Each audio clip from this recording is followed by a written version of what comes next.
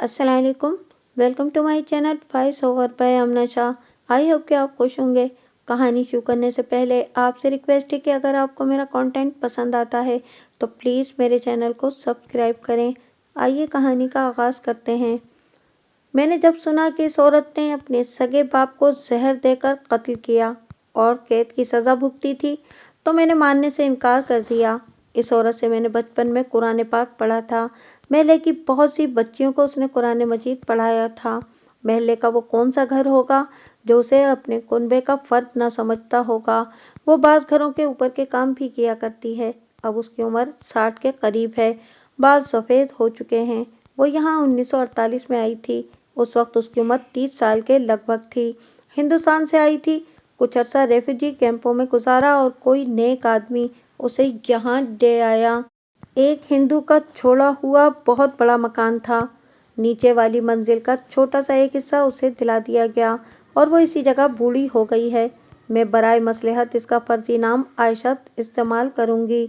2-2.5 साल पहले की बात है कि ये पर्दा उठा था कि आयशा ने जवानी में शादी से पहले अपने बाप को दूध में जहर देकर मार डाला और पकड़ी गई। ये वाकया मशरकी पंजाब के एक कस्बे का है और ये पर्दा इत्तेफाक से उठा था। इंसान जिंदा रहें तो कहीं न कहीं बरसों के बिछड़े हुए मिल जाते हैं। हमारे महल्ले के एक खानदान ने अपने एक लड़के का रिश्ता कहीं दूर पार किया। उस खानदान के कुछ लोग लड़के को देखने और मंगनी की रस्म करने आए। इनमें एक बूढ़ा और एक बुढ़िया थी। आयशा लड़के वाले घर कामकाज के सिलसिले में मौजूद थी। इस बूढ़े और बुढ़िया ने बातों के दौरान आयशा को पहचान लिया। कहते हैं कि वो बहुत घबराई थी। ये बूढ़ा और बुढ़िया उसकी गैर मौजूदगी में बता गए कि उसने अपने बाप को जहर दिया था। उन्होंने जो कहानी सुनाई थी इसमें सौतेली माँ का भी जिक्र था। ये मेहमान अपनी बेटी की मंगनी करके चले गए और आयशा के लिए ये मसला पैदा कर गए कि वो इसी महल्ले में रहे कि कहीं भाग जाए। चार दीवारी की दुनिया में ऐसे लोगों की कोई कमी नहीं जिन्हें किसी के खिलाफ हल्का सा इशारा चाहिए, बाकी कहानी वो खुद घड़ लिया करते हैं। और औरतें तो इस फन में बड़ी महारत रखती हैं। आयशा ने इनकार नहीं किया मगर उसने किसी को पूरा वाकया भी नहीं सुनाया। कोई पूछे तो इतना जवाब देती थी कि हाँ, मेरा बाप उसी जहर से मरा था जो मैंने उसे दूध में डाला था। उसके बाद उसके बेख्तियार आंसू बहने लगते थे और इस फरमाइश के जवाब में कि पूरी बात सुनाओ, वो कहा करती थी कि बात सुनने और सुनाने वाली है, लेकिन वो वक्त याद आता है तो अंदर बाहर से कांप कर रह जाती हूँ। दिल को बहुत तकलीफ होती है। फिर एक रोज़ वो सुनाने के मूड में आ ही गई। वो मुझे अकेली मिल गई थी और ये इत्तेफाक की बात है कि मैं उसे अपने ससुराल के महल्ले की एक लड़की का वाकया सुना बैठी जिसका दुनिया में सिर्फ बाप रह गया था और ये लड़की बाप की खातिर शादी करने से इनकार कर रही थी। कहती थी कि मैं चली गई तो बूढ़े बाप को कौन संभालेगा। मैं आयशा को इस लड़की के मुतालिक बातें सुना रही थी तो उसके आंसू बहने लगे। उसके मुंह से आह की तरह ये अल्फाज निकल गए, मैंने भी बाप की खातिर शादी नहीं की थी। क्या खबर थी कि जिसके लिए मैं जवानी की कुर्बानी दे रही थी वो मेरे ही हाथों दिए हुए जहर से मरेगा। वो ऐसी रोई कि उसने मेरे भी आंसू निकाल दिए। मेरे दिल में आयशा का एहतराम पीरों और मुर्शिदों वाला है। स्कूल की उस्तानियों और कॉलेज की लेक्चरारों का इतना एहतराम नहीं जितना आयशा का है। उसने मुझे कुरान पाक पढ़ाया था। इसके मुकाबले में मैं अपनी बीए की डिग्री को कुछ भी नहीं समझती। इस रोज़ हमारे दरमियान इतनी राजदारी पैदा हो गई कि आयशा ने अपने दिल का बोझ मेरे आगे उतार दिया। इसकी कहानी यूं है कि वो मशरकी पंजाब के एक कस्बे की रहने वाली थी। इसका बाप अमीर जमींदार था। कस्बे में भी जायदाद थी और कस्बे के करीब बहुत सी जमीन जेर काश्त थी। कोई मर्द न था इसलिए जमीन मज़ारों के पास थी। आयशा घर में छोटी थी। एक बड़ी बहन थी जिसकी शादी हुई तो वो 2 साल बाद मर गई। एक बड़ा भाई था जिसकी शादी हुई तो बीवी उसे अपने साथ ले गई। लड़की चालाक थी। उसकी माँ उससे ज्यादा शैतान थी। उन्होंने आयशा के भाई को अपने जाल में ऐसा फांसा कि वो माँ बाप से सिर्फ अलग ही नहीं हुआ बल्कि बाप से जायदाद का हिस्सा भी वसूल कर लिया और घर से ताल्लुक तोड़ दिया। उसने कस्बे से 3-4 मील दूर एक गांव में मकान बना लिया था। आयशा के बाप ने तो ये सदमा सह लिया। माँ बर्दाश्त न कर सकी। एक शादीशुदा बेटी की मौत, दूसरे बेटे की जुदाई, वो बीमार रहने लगी। उसने कोई खानका नहीं छोड़ी जहाँ जाके माथा न रगड़ा हो। पीरों फकीरों से तावीज़ भी लिए, टोने भी किए। ایک عورت کو بہت سے پیسے دے کر تعویذ اپنے بیٹے کے مکان کی دیواروں میں دبوائے، مگر کوئی تعویذ، کوئی ٹونا، کوئی زندہ اور کوئی مرا ہوا پیر بیٹے کا دل موم نہ کر سکا۔ اس کی بیوی کے حسن اور فریب کا جادو بڑا ہی سخت تھا۔ آخر ماں کو ایسا روگ لگا جو اسے لے بیٹھا، وہ مر گئی، صرف باپ رہ گیا۔ عائشہ کی عمر 20-21 سال ہو گئی تھی۔ رشتوں کے پیغام آ رہے تھے، جن میں سے کسی کے متعلق ماں کوئی فیصلہ نہیں کر سکی تھی، کیونکہ اس کا دماغ معوف رہتا تھا۔ باپ کوئی رشتہ پسند کرتا تھا تو ماں اس کی مخالفت کرتی تھی۔ یہ اس کی ذہنی پریشانیوں کا اثر تھا۔ اس کے مرنے کا اثر باپ پر بہت برا ہوا۔ 1 سال تلک وہ عائشہ کے رشتے کے متعلق بات تک سننے کے لیے بھی تیار نہ ہوا۔ اس نے یہ بھی کہا کہ اپنی ماں اور بہن بھائی کی نشانی ایک عائشہ رہ گئی ہے، اسے کس طرح نظروں سے اوجھل کر دوں۔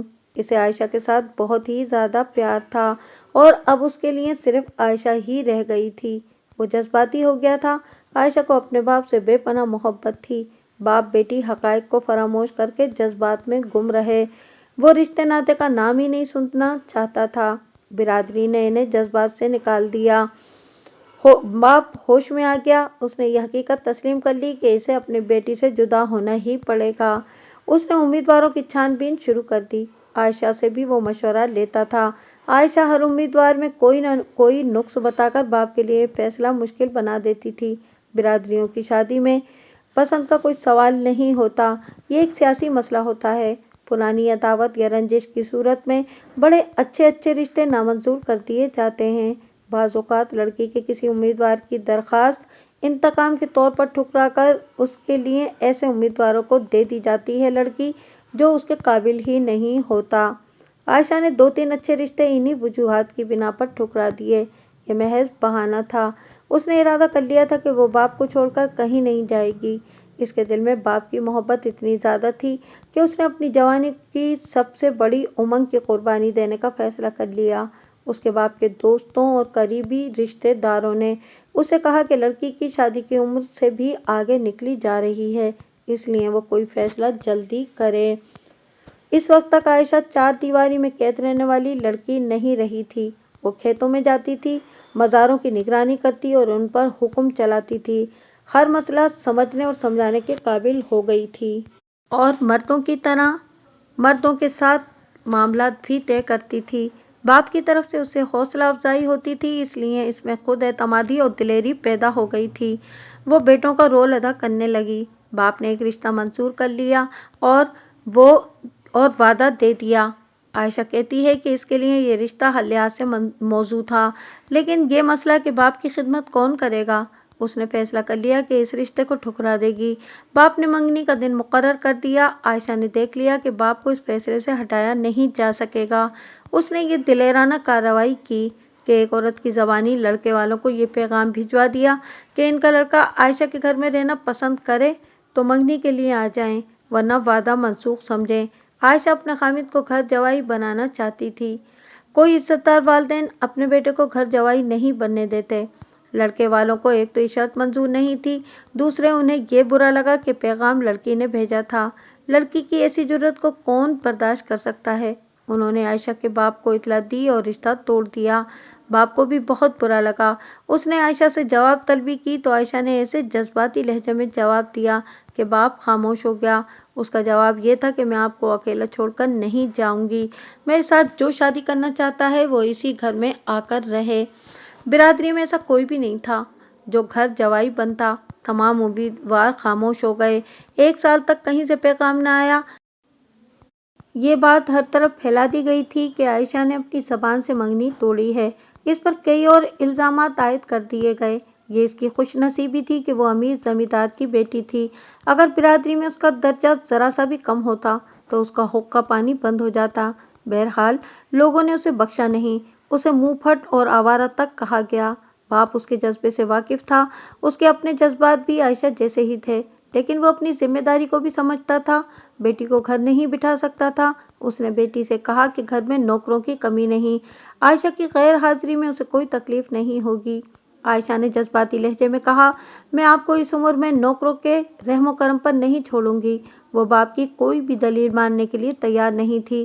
تمہیں گھر جوائی ساری عمر نہیں ملے گا۔ محلے برادری کی ہر عورت اور ہر سہیلی نے اسے کہا، اور یہ بھی کہا کہ جوان لڑکی گھر بیٹھی اچھی نہیں لگتی، بدنامی ہوتی ہے۔ مگر عائشہ روز بروز دلیر اور نڈر ہوتی جا رہی تھی۔ اس نے سب سے کہا، میرا بھائی بے غیرت ہے جو ایک عورت کے پیچھے باپ کو دھوکہ دے گیا ہے، میں باپ کو بیٹا بن کر دکھاؤں گی۔ اس نے میرے سامنے بلا جھجک اعتراف کیا کہ اس کے مزاروں میں ایک جوان مزارے تھا جو عادتوں کے لحاظ سے بھی صاف ستھرا تھا اور لباس وغیرہ کے بھی معاملے میں صاف ستھرا تھا۔ وہ کھیتی باڑی نہیں کرتا تھا۔ عائشہ کے باپ نے اسے اپنا خصوصی ملازم بنا رکھا تھا، زیادہ تر گھر میں رہتا اور ادھر ادھر کے کام کاج کرتا تھا، عقل مند اور ہوشیار تھا۔ اس کی ابھی شادی نہیں ہوئی تھی۔ عائشہ نے جب اپنے خلاف برادری اور محلے کا پروپیگنڈا سنا تو اس نے ارادہ کر لیا کہ وہ اس خوبرو مزارے کے ساتھ شادی کر لے گی اور اسے اپنے گھر رکھے گی۔ اسے یہ بھی احساس تھا کہ یہ ایک انہونی بات ہے، پھر بھی وہ رسم و رواج سے بغاوت کرنے پر تیار ہو گئی۔ اس نے مزارے کو اسی رنگ میں دیکھنا شروع کر دیا۔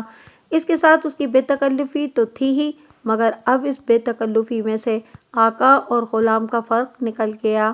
اس نے سوچا کہ نوکروں اور مزاروں کو غلام سمجھنا اور انہیں باعزت مقام سے محروم رکھنا اچھا فعل نہیں۔ اس نے اپنی برادری کے کئی ایک لڑکوں سے اس مزارے کا مقابلہ کیا تو وہ اس نتیجے پر پہنچی کہ یہ مزارے اور زمیندار کے بیٹے ان سے بہتر انسان ہے۔ اس نے اس مزارے کو اپنے دل پر سوار کر لیا اور اس کے ساتھ دوستانہ بے تکلفی شروع کر دی۔ وہ کہتی ہے کہ اس بے تکلفی میں بے حیائی نہیں تھی، اس کا ارادہ نیک اور رویہ پاک تھا۔ تھوڑے ہی دنوں بعد اس نے محسوس کیا کہ یہ مزارے اس کے دل و دماغ پر غالب آ گیا ہے اور وہ اب اس کی ایک آدھ دن کی جدائی بھی برداشت نہیں کر سکتی۔ وہ کھیتوں میں تو کبھی کبھی جایا ہی کرتی تھی، مگر اب وہ زیادہ جانے لگی اور اس مزارے کو بہانے بنا بنا کر اپنے ساتھ رکھنے لگی۔ مزارے معلوم نہیں اس کی نیت سمجھ سکا تھا یا نہیں۔ وہ اپنائیت کا جواب اپنائیت سے دینے لگا۔ کرتے کرتے یہ جواں سال آدمی اس کی روح میں اتر گیا اور وہ اسے دیوانہ وار چاہنے لگی۔ ایک روز اس نے بے قابو ہو کر مزارے سے کہہ دیا کہ وہ اسے نوکر نہیں اپنا آقا سمجھتی ہے۔ مزارہ گھبرا گیا۔ عائشہ نے اسے بتایا کہ وہ اسے بغیر نکاح کے اپنا خامند نہیں بنانا چاہتی۔ یہ تو مزارے نے بھی دیکھا تھا کہ عائشہ نے اس کے ساتھ کبھی کوئی غیر شریفانہ بات نہیں کی تھی۔ مختصر یہ کہ عائشہ نے مزارے کو اپنی محبت کا قائل کر لیا۔ ایک روز اس نے مزارے سے کہا کہ اگر وہ اسے کہے کہ آؤ شادی کر لیں تو کیا وہ مان جائے گا؟ مزارے ہنس کر بولا، بی بی جی، ستارے ٹوٹ جایا کرتے ہیں، دو ستارے کبھی ایک نہیں ہوتے، یہ آسمانوں کا قانون ہے جو زمین پر بھی چلتا ہے۔ آپ زمین کا ستارہ ہیں، مجھے آپ اپنے جیسا سمجھتی ہیں، ہم ٹوٹ کر ایک دوسرے کی نظروں سے غائب ہو جائیں گے، مل نہیں سکیں گے۔ عائشہ نے ذہن میں ایسی سوچیں بٹھا لی تھیں جو عملی شکل میں کبھی آ ہی نہیں سکتی تھیں۔ اس نے مزارے سے کہا کہ وہ مذاق نہیں کر رہی، وہ اپنے باپ سے بات کرے گی اور ساری دنیا کو دکھائے گی کہ نوکر بھی انسان ہوتے ہیں اور گھر کے مالک بھی بن سکتے ہیں۔ مزارے نے ہاتھ جوڑ کر عائشہ سے کہا کہ خدا کے لیے ایسی بات اپنے والد صاحب سے نہ کہنا، ورنہ وہ مجھے جان سے مروا دیں گے۔ وہ سمجھیں گے کہ میں آپ کو ورغلاتا ہوں، ہو سکتا وہ میرے خاندان کو زمینوں سے ہی بے دخل کر دیں۔ عائشہ پر جذبات کا غلبہ تھا اور وہ ضرورت سے زیادہ دلیر ہو گئی تھی اور اس مزارے کی یہ بات اس کے پلے نہ پڑی۔ مزارے نے اسے بتایا کہ آسمان ٹوٹ کر زمین پر آ سکتا ہے پر ایک مزارے کسی زمیندار کی بیٹی کا خامند نہیں بن سکتا۔ اس کی صرف ایک ہی صورت ہے کہ وہ کہیں بھاگ جائیں اور شادی کر لیں، مگر وہ اس پر بھی رضامند نہیں ہوگا۔ اس نے کہا کہ یہاں شادی ہو ہی نہیں سکتی اور وہ نمک حرامی کر نہیں سکتا۔ جس معاشرے میں دو ذاتوں کی شادی نہیں ہو سکتی، وہاں مزارے اور مالکن کی شادی کا صرف تصور میں لانا بھی جرم ہے۔ عائشہ سٹ پٹائی۔ اس کے لیے مزارے کی باتیں نئی اور عجیب نہیں تھیں، وہ تو ناممکن کو ممکن بنانے کا تہیہ کیے ہوئے تھی۔ ایک روز باپ نے اسے ایک بار پھر کہا کہ وہ گھر جوائی کی امید دل سے نکال دے اور فلاں رشتہ قبول کر لے۔ عائشہ نے کہا، ابا جان، میرے دل میں آتی ہے کہ کسی مزارے کے بیٹے کے ساتھ شادی کر کے ساری برادری کو شرمسار کر دوں۔ برادری کیوں شرمسار ہوگی؟ باپ نے کہا، میرے لیے ہوگی یہ شرمساری، برادری میرے سر پر جوتے مارے گی۔ میں جانتا ہوں کہ تم نے یہ بات غصے میں کہی ہے، لیکن بیٹی یاد رکھنا، کبھی غصے میں یا مذاق میں بھی ایسی بات کسی اور سے نہ کہنا۔ اونچے گھرانوں کے لوگ ایسی باتیں کسی بھی رنگ میں ذہن میں نہیں لایا کرتے۔ عائشہ کی زبان سل گئی۔ مزارے کی محبت اس کے دل میں اتنی گہرائی میں چلی گئی تھی کہ شادی ہو یا نہ ہو وہ اب اسے دل سے نہیں نکال سکتی تھی۔ گھر سے بھاگنے کی تو اس نے سوچی ہی نہیں تھی۔ اپنے باپ کی خاطر ہی وہ مزارے کی بیوی بننے کے لیے تیار ہو گئی تھی۔ باپ کو محلے داری نے ایسا گھیرا کہ اسے اپنی بیٹی کے لیے کوئی فیصلہ کرنا ہی پڑا۔ بیٹی پر اپنا فیصلہ ٹھوس کر وہ اس کے جذبات کو کچلنا بھی نہیں چاہتا تھا۔ ایک روز اس نے عائشہ سے کہا، بیٹی میں نے یہ مسئلہ حل کر دیا ہے کہ تمہارے بعد میرا کیا بنے گا۔ میں دوسری شادی کر رہا ہوں، تمہیں بتائے بغیر میں نے بات طے کر لی ہے۔ 8-10 روز تک میرے گھر میں ایک عورت آ جائے گی اور اس کے بعد جہاں تم کہو گی تمہاری شادی کر دوں گا۔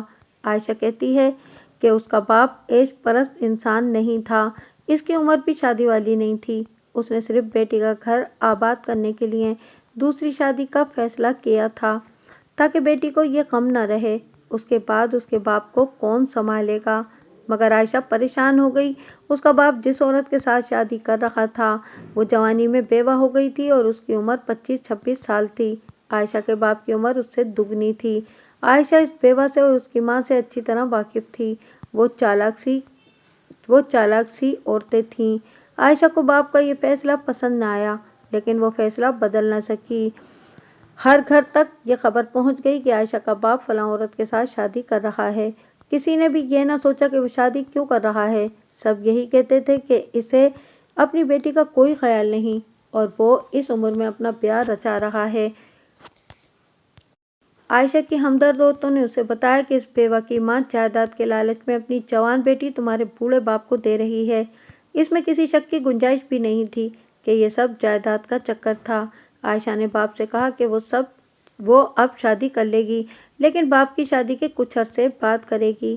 اس نے باپ کو بتایا کہ جسے اس نے پسند کیا ہے وہ اور اس کی ماں اچھی شہرت کی عورتیں نہیں ہیں، اس لیے وہ کچھ عرصہ گھر رہ کر دیکھے گی کہ ان کا رویہ اس کے باپ کے ساتھ کیسا ہے اور ان کی نیت کیا ہے۔ باپ کی شادی ہو گئی۔ عائشہ کو سوتیلی ماں مل گئی جو اس سے 1.5 سال بڑی تھی۔ خوبصورت عورت تھی۔ وہ آتے ہی گھر کی مالکہ بن گئی۔ عائشہ نے اس کے ساتھ ہم عمر سہیلیوں والی بے تکلفی پیدا کرنا چاہی جو سوتیلی ماں نے قبول نہ کی۔ اس نے عائشہ سے کہا کہ اسے بہت جلدی اس کی شادی کا بندوبست کرنا ہے۔ گھر کے جو 2-3 نوکر تھے انہیں اس نے اپنے حکم کے تحت لے لیا۔ ان میں وہ مزارے بھی تھا جسے عائشہ دیوانہ وار چاہتی تھی۔ وہ گھر میں آتا تو سوتیلی ماں اسے کوئی نہ کوئی کام بتا دیتی۔ اس کی ماں دوسرے-تیسرے دن آ جاتی، کبھی کبھی سارا دن بھی وہاں رہتی اور کبھی 2 دن گزار کر جاتی۔ ماں بیٹی نے عائشہ کے باپ کو اپنے قبضے میں لے لیا۔ دونوں اس کی مٹھی چاپی ایسے انداز سے کرتی تھیں جس نے عائشہ کے باپ کی بوڑھی رگوں میں جادو اتار دیا۔ انسانی فطرت کی کمزوریوں نے اس کی عقل پر اور آنکھوں پر بھی پردہ ڈال دیا۔ عائشہ کے ساتھ باپ کا رویہ اس قسم کا ہو گیا کہ عائشہ اپنے معمول کے مطابق باپ کے پاس جاتی تو باپ اسے کہتا کہ اسے بھیجو۔ عائشہ کا دل جلنے لگا۔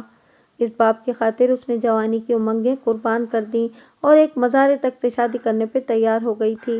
بے شک اسے اس مزارے کے ساتھ دلی لگاؤ بھی پیدا ہو گیا تھا لیکن یہ سب باپ کے آرام اور سکون کی خاطر تھا۔ اب یہ باپ اس کے لیے اجنبی بنتا جا رہا تھا۔ ایک روز گھر میں زمینوں کے متعلق کوئی مسئلہ پیدا ہو گیا۔ عائشہ ایسے مسائل سے نمٹنا جانتی تھی۔ اس نے اس مسئلے کا حل پیش کر دیا مگر اس کے سوتیلی ماں نے اسے روک کر اپنا فیصلہ دیا جسے باپ نے ہنس کر قبول کر لیا۔ یہ ایسی چوٹ تھی جو عائشہ برداشت نہ کر سکی۔ گھر میں اس کا عمل دخل باورچی خانے تک محدود رہ گیا اور اس کی حیثیت نوکرانی کی سی ہو گئی۔ اس کے بعد اس پر ایک اور ضرب پڑی۔ عائشہ کی نقل کرتے ہوئے سوتیلی ماں کھیتوں میں جا کر مزاروں پر حکم چلانے لگی۔ ایک روز عائشہ ادھر گئی تو ایک بوڑھے مزارے نے اسے کہا کہ نئی بیگم مزاروں کو پریشان کرتی ہے اور ان کے سامنے عائشہ کو بدنام بھی کرتی ہے۔ عائشہ اس بوڑھے مزارے کے ہاتھوں میں جنی پلی اور کھیل کر جوان ہوئی تھی۔ اسے عائشہ کے ساتھ دلی پیار تھا اس لیے اس نے عائشہ کو خطروں سے آگاہ کرنا ضروری سمجھا۔ بوڑھے نے کہا، بی بی بیٹی، اس بیگم نے اپنے گھر میں کبھی بکری بھی نہیں پالی اور گز بھر کی کھیتی کی کبھی ملکیت نہیں دیکھی۔ یہ ہم پر حکم چلائے گی۔ ہم بی بی بیٹی کے خلاف کوئی بات نہیں سنیں گے۔ یہ تو ایک بوڑھا تھا جسے عائشہ کے ساتھ پیار تھا اس لیے وہ اس کے خلاف کوئی بات برداشت نہیں کر سکتا تھا۔ دوسرے مزاروں کا رویہ کچھ بدلا بدلا سا تھا۔ ایک روز سوتیلی ماں نے عائشہ سے کہا کہ وہ اس کے رشتے کی بات کر رہی ہے اور جلد ہی اس کی شادی کر دی جائے گی۔ عائشہ نے اسے کہا کہ وہ اس کی شادی کی فکر نہ کرے، وہ خود کرے گی۔ رات کو اس کے باپ نے بھی اسے یہی بات کہی۔ عائشہ نے باپ کو بھی یہی جواب دیا۔ سوتیلی ماں نے باپ بیٹی کو بھڑکا دیا، جس سے باپ بیٹی میں تش کلامی ہو گئی۔ اس رات عائشہ بہت دیر روتی رہی۔ اس کے رونے میں عورتوں والی بے بسی اور غلامی نہیں تھی، وہ جوابی حملہ کرنے کے لیے تیار ہو گئی تھی۔ وہ روئی اس لیے تھی کہ باپ کے ساتھ اتنی عمر میں پہلی بار تش کلامی ہوئی تھی اور باپ نے پیار کی بجائے حکم کے لہجے میں بات کی تھی۔ یہ اس کا ثبوت تھا کہ اس کی سوتیلی ماں نے اس کے باپ پر پوری طرح قبضہ کر لیا تھا۔ عائشہ نے یہ فیصلہ کر لیا کہ وہ سوتیلی ماں کا منظور کیا ہوا رشتہ نامنظور کر دے گی۔ پھر ایک ایسا واقعہ یا حادثہ ہو گیا جس نے عائشہ کو پاگل کر دیا۔ اس کا باپ کہیں باہر چلا گیا تھا۔ عائشہ بھی کسی سہیلی کے گھر چلی گئی۔ کچھ وقت بعد وہ باہر کی طرف سے واپس آنے کے بجائے چھتوں کے اوپر سے آئی۔ 4-5 گھروں کی چھتیں ملی ہوئی تھیں۔ اپنی سیڑھیوں سے اتر کر برآمدے میں آئی تو ایک کمرے کا دروازہ ذرا سا کھلا ہوا تھا۔ اس نے کیواڑ دھکیلا تو کمرے میں اسے جو منظر نظر آیا، اس نے اس پر غشی کی کیفیت طاری کر دی۔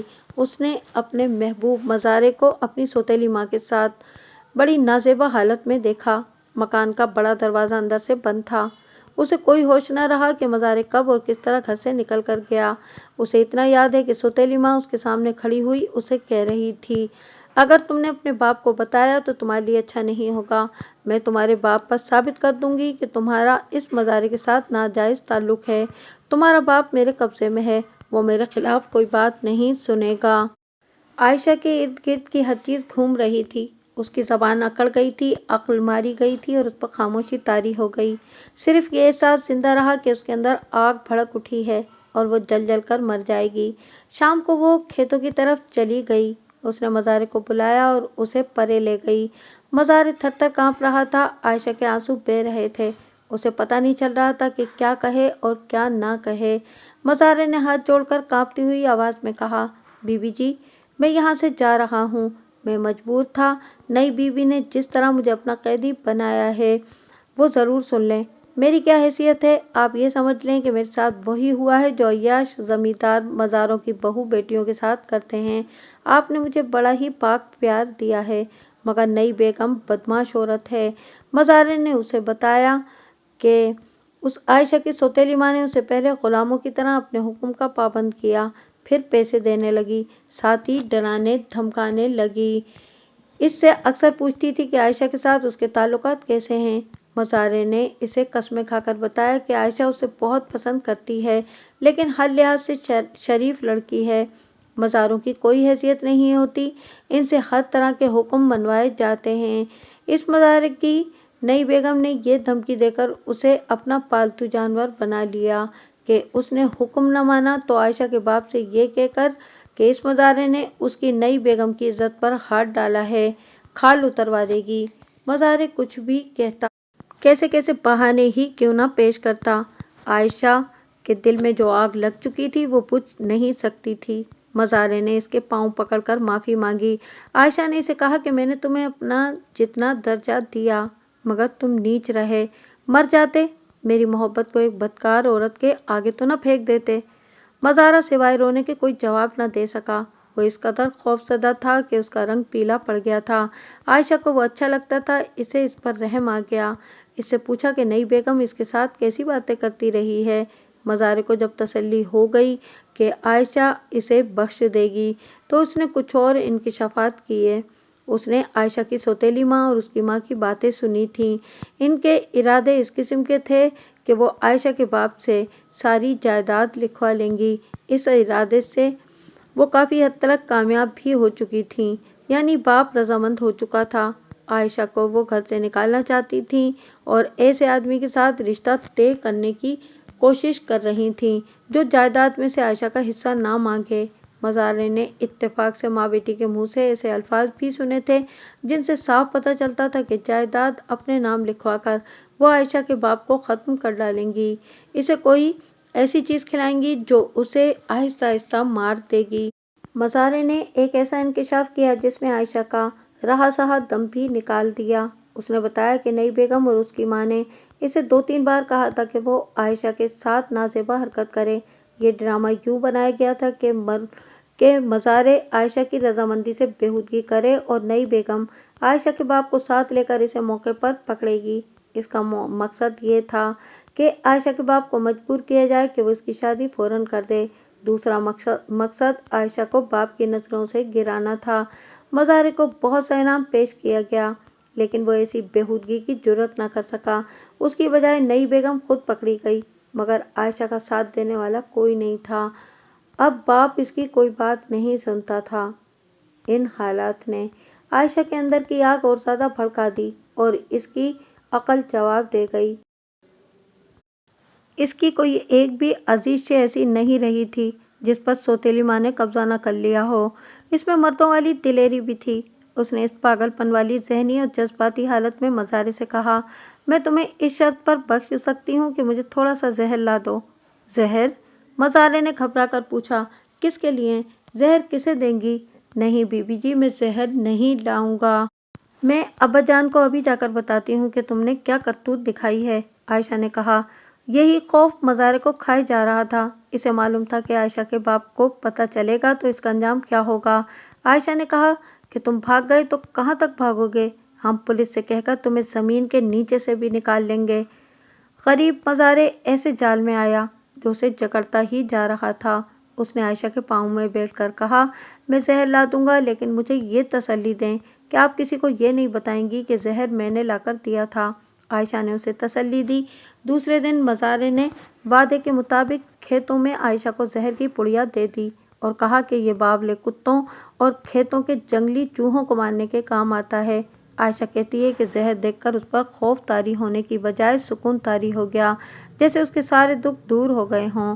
اس کے دل میں یہ خیال بھی آیا کہ یہ زہر خود کھا لے اور مزارے کو بھی کھلا دے، مگر ارادہ بدل گیا۔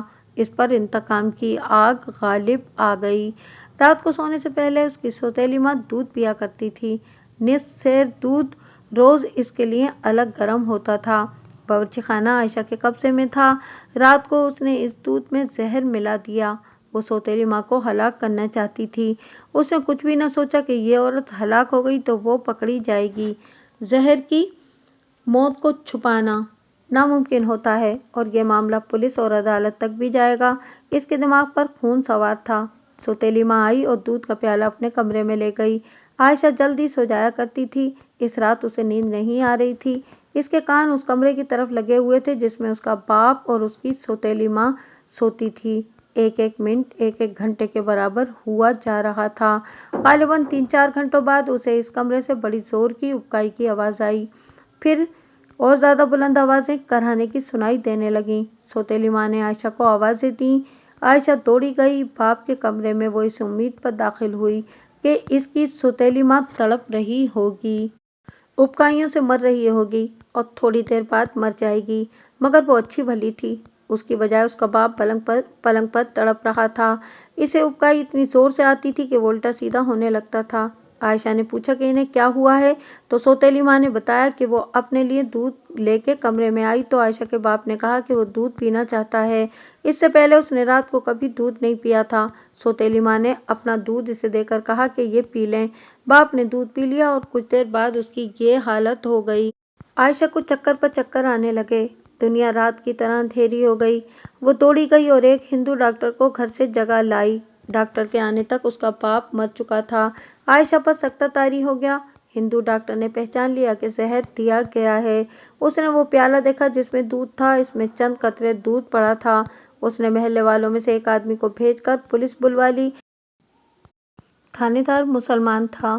ڈاکٹر نے اسے بتایا کہ یہ قتل کی واردات ہے۔ مقتول کی کیے کا نمونہ لے لیا گیا اور دودھ کے پیالے کو بھی پولیس نے قبضے میں لے لیا۔ لاش پوسٹ مارٹم کے لیے بھیج دی گئی۔ سوتیلی ماں نے بیان دیا کہ دودھ عائشہ نے دیا تھا۔ تفتیش کا سلسلہ شروع ہو گیا۔ عائشہ جس باپ کی محبت کی خاطر اس حال تک پہنچی تھی وہ باپ اس کے اپنے ہاتھوں مارا گیا۔ اس کی حالت بہت ہی بری ہو رہی تھی۔ تھانے جا کر اس نے تھانے دار کو صاف بتا دیا کہ زہر اسی نے دیا ہے، لیکن وہ اپنی سوتیلی ماں کو ختم کرنا چاہتی تھی۔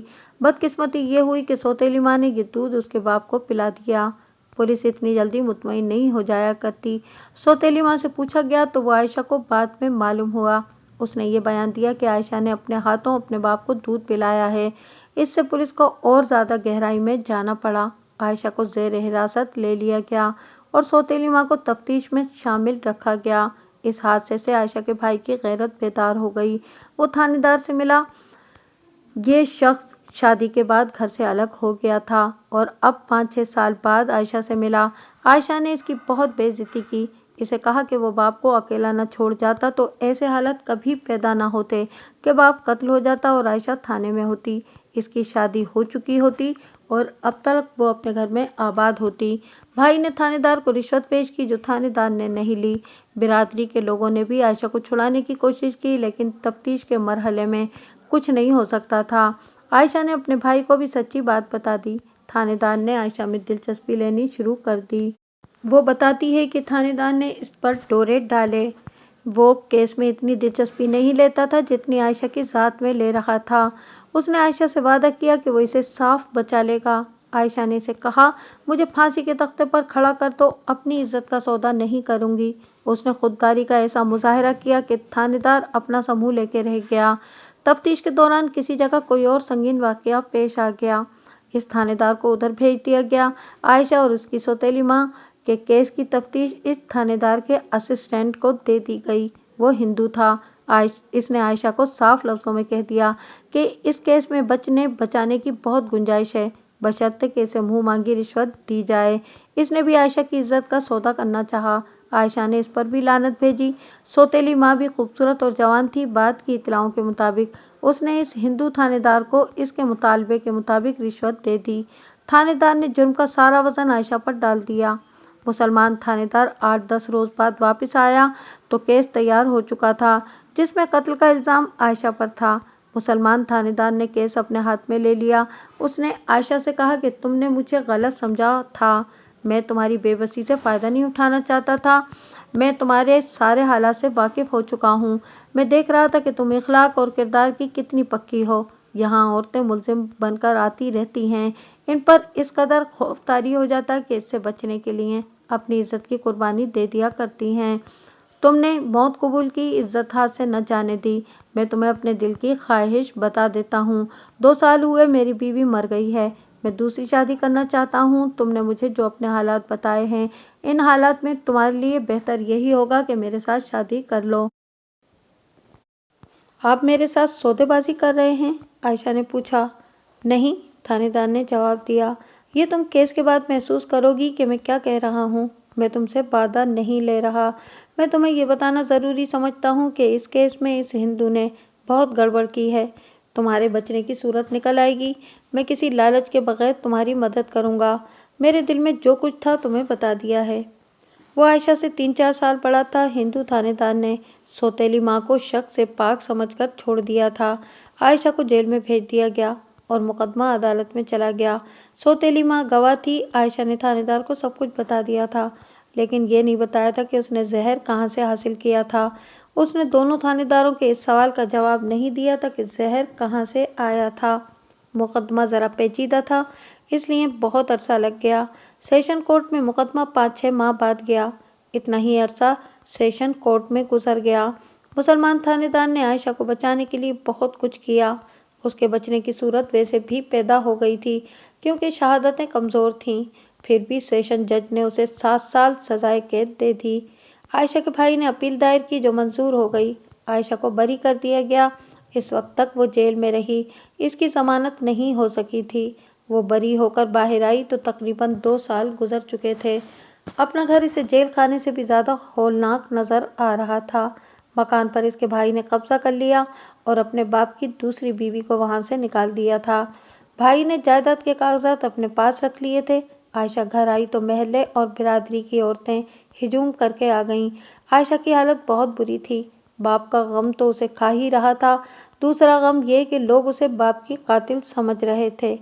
3-4 रोज बाद उसे सहेलियों ने बताया कि उसकी मां ने उसके खिलाफ बड़ी ही शर्मनाक कहानी मशहूर कर दी है, जो मुख्तसरन इस तरह थी कि मज़ारे के साथ आयशा के मरासिम काबिल एतराज़ थे। बाप ने आयशा को बुरा भला कहा और मज़ारे को कत्ल कराने की धमकी दी। عائشہ نے باپ کو زہر دے دیا۔ عورتیں ایسی دلچسپ کہانی کو جھٹلایا نہیں کرتی بلکہ اس میں اضافے اور مبالغہ آرائی کر کے نشر کیا کرتی ہیں۔ عائشہ نے یہ کہانی سنی تو باپ کا غم بھول گئی۔ اسے یہ بھی پتہ چلا کہ مزارے کہیں بھاگ گیا ہے۔ 1.5 مہینہ گزرا تو بھائی نے اسے کہا کہ وہ اس کی شادی کا بندوبست کرے گا۔ اس نے عائشہ کو یہ بھی بتایا کہ برادری میں اب اسے کوئی قبول نہیں کرے گا کیونکہ وہ اتنے بڑے جرم میں ملوث ہو چکی تھی۔ بھائی نے اسے کہا کہ تھانے دار اس کے ساتھ شادی کرنا چاہتا ہے۔ عائشہ کہتی ہے کہ تھانے دار واحد آدمی تھا جو اسے مظلوم اور بے گناہ سمجھتا تھا۔ عائشہ نے اسے قبول کر لیا۔ شادی کا دن طے ہو گیا۔ قریبی رشتہ دار عورتوں اور سہیلیوں نے اسے دلہن بنانا چاہا تو عائشہ نے انکار کر دیا۔ اس نے کہا، جس طرح اس گھر سے میرے باپ کا جنازہ خاموشی سے نکل گیا ہے اسی طرح میں بھی چپ چاپ یہاں سے نکل جاؤں گی۔ اس نے بھائی سے کہا کہ بارات نہ آئے، تھانے دار آئے، نکاح پڑھایا جائے اور وہ اس کے ساتھ چلی جائے گی۔ بھائی نے اسے کہا کہ گھر کا سامان اس کے سامنے پڑا ہے، سارا لے جانا چاہے تو لے جائے، اسے جو چیز اچھی لگے اٹھا کے لے لے۔ عائشہ کا نکاح پڑھایا گیا اور وہ ہچکیاں لے لے کے روتی رہی۔ تھانے دار کے ساتھ وہ چلی گئی۔ اسے ڈولی نصیب نہ ہوئی، اس کا جہیز نہ بنا، کسی نے اس کے ہاتھوں پر مہندی نہ لگائی۔ اسے یہ اطمینان تھا کہ اتنی بڑی حویلی اس کی اپنی ہے، اتنی زیادہ زمین ہے، مگر تھانے دار نے اپنے گھر لے جا کر اسے پہلی بات یہ بتائی کہ اس کے بھائی نے تھانے دار کو اس شرط پر رشتہ دیا ہے کہ وہ جائیداد سے عائشہ کا حصہ نہ مانگے۔ یہ اس کے بھائی کی چال تھی۔ اس کے دل کو ایسی چوٹ لگی کہ اس نے جائیداد کا خیال ہی دل سے نکال دیا۔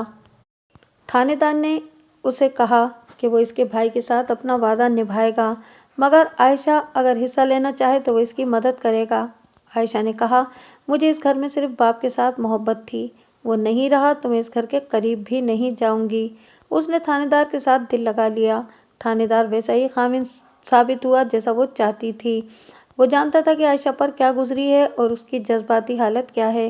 اس نے ہر لمحہ اس کے جذبات کا خیال رکھا۔ عائشہ کا غم ہلکا ہونے لگا۔ وقت گزرتا گیا۔ 3 سال گزر گئے تو ملک تقسیم ہو گیا اور پاکستان معرض وجود میں آ گیا۔ اس وقت عائشہ اپنے آبائی قصبے میں نہیں تھی۔ تھانے دار وہاں سے دور کے ایک قصبے میں چلا گیا تھا۔ وہ جگہ مشرقی پنجاب کے ان علاقوں میں سے تھی جہاں سے کوئی خوش قسمت مسلمان ہی ہندوؤں اور سکھوں سے بچ کر نکلا ہوگا۔ کسی مسلمان کا گھر سلامت نہیں رہا تھا۔ جدھر نگاہ جاتی تھی ادھر مسلمانوں کی لاشیں نظر آتی تھیں۔ تھانے دار نے وہاں سے نکلنے کا انتظام کر لیا تھا۔ اسے پتہ چل گیا تھا کہ مہاجرین کی ایک ریل گاڑی پاکستان جا رہی ہے۔ ابھی ان کے ہاں کوئی بچہ پیدا نہیں ہوا تھا۔ قتل و غارت شروع ہو چکی تھی۔ تھانے دار اور عائشہ ریلوے اسٹیشن پر چلے گئے۔ ان کے پاس گھر کا کوئی سامان نہیں تھا۔ زیورات تھے اور کچھ نقدی جو تھانے دار نے اپنی کمر کے گرد قمیص کے نیچے باندھ لی تھی۔ سارے دن کے انتظار کے بعد ریل گاڑی آئی جس کی حالت یہ تھی کہ پائیدانوں پر بھی لوگ کھڑے تھے اور ڈبوں کی چھتوں پر بھی بیٹھے ہوئے تھے۔ گاڑی رکی تو پلیٹ فارم پر مہاجرین کا جو ہجوم تھا وہ گاڑی پر ٹوٹ پڑا۔